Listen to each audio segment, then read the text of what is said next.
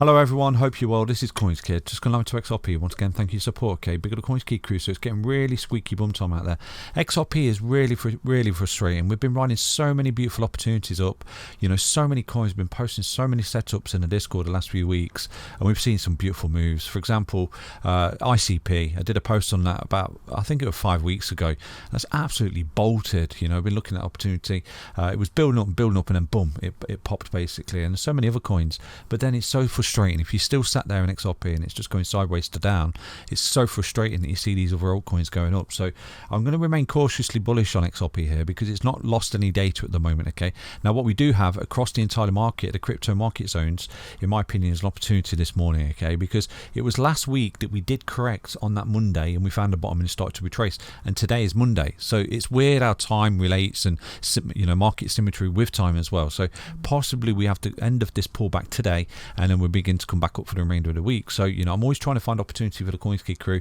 The crypto market zones at the moment, again, data not emotion, is suggesting at the moment you should not necessarily be looking to sell or go short because of this metric, because we are sitting at 1.9% in the sell short zone, and then equally what we've got down here, if you take a look in the buy long medium zone, we've got 41%. So, you know, more of the market is sitting in that opportunity right now, although it never feels like opportunity when it's down there. Okay, so there's a little 5-wave counter trade that I've spotted on Bitcoin today as well. So this could increase the probability that in fact we are going to begin to come back up the stairs here for a lot of these altcoin projects. Okay, so come to coinskid.com, take a look at the heat map. You can clearly see, if you zoom in from left to right, order by ranking at the moment for the CoinsKid crew right there. If you move in, you can clearly see we've got a coin just there. What is that? CTC sitting in the floor. Let's take a look at the chart for that particular coin, see if we can spot anything.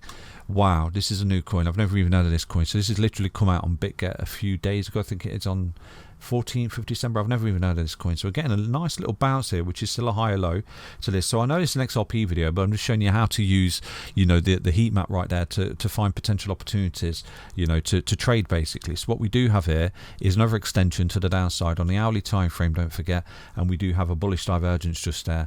And right now, you know, you've got lower lows and higher lows, so we might start to see a bit of a bounce here, a bit of an opportunity on this particular coin on BitGet today. If it does start to come back up with the counter trade on XRP and equally Bitcoin, you may come back up into the 55, around about 18% move for this particular project. So I'll probably jump in a little bit here, you know, jump in, take a bit of a risk on this coin today with the bullish divergence for a potential bounce to come back up the stairs when everyone's really fearful. So this is what I do, you know, try and find opportunity with the micro heat map, you know, to go long, short, whatever, or buy a little spot position. So that coin is called CTC. You can grab it on BitGet. It's entirely up to you if you want to follow what I'm doing, but I'll probably chuck a couple of $100 at it, whatever, just ride a little opportunity right up there for that particular coin. So let's dive into the XRP chart and see what we can see. Okay, so taking a look at XRP on a weekly time frame, I did say to you many times that, you know, I think that, you know, it will come up into the resistance of this high, go sideways in the range. Everyone's going to get super bearish again, but I think we need to backtest that thick killer line, the 20-week EMA, before we get continuation, because it's identical to what we did in this scenario here. So I still think there's a case that we are sort of sitting in that same scenario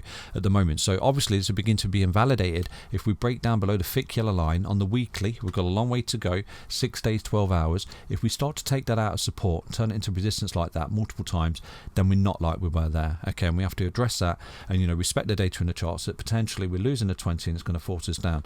But until that day comes, which is 6 days, 12 hours away, and I know a lot of people, we've traded so many of these before on Bitcoin, you know, once we lose a 20-week EMA, wick below it or whatever, people think that's it, you know, it's game over, or we break above a 20-week EMA, that's it, we're going to the moon, things like that.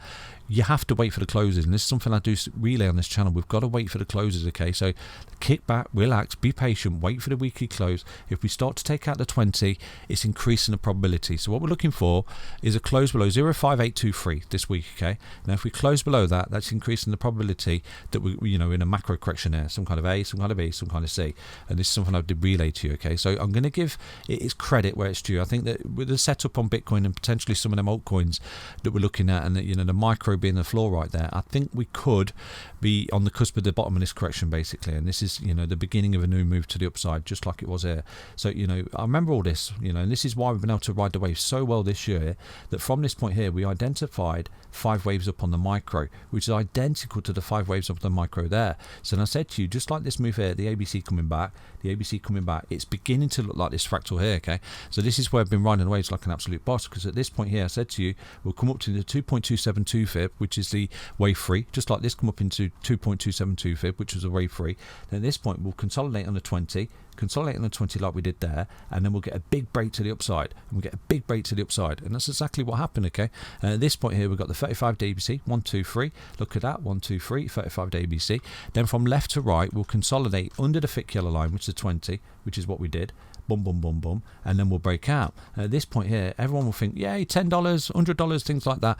But I said to you, if we're copying the fractal like for like, which we are so far since the start of the year, it's uncanny, then we should find it as resistance like we did there, come back to the 20 before continuation, come back to the 20 before continuation. So at the minute, although everyone's getting maximum bearish and pessimism and depression in the charts, we're doing exactly what we did just there before that big lift off.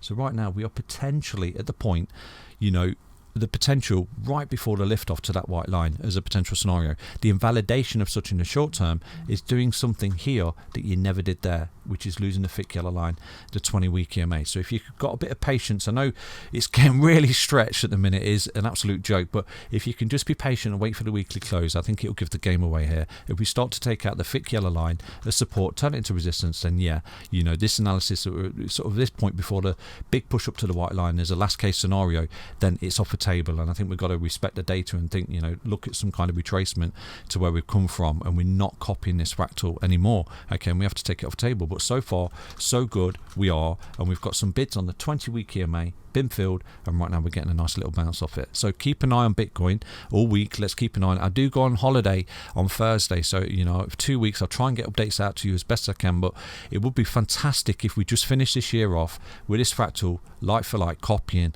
like it did there, okay? So I wish everyone the utmost luck. Stay healthy, stay strong, stay tuned. Take care everyone. Back to another update in XRP. Bye bye.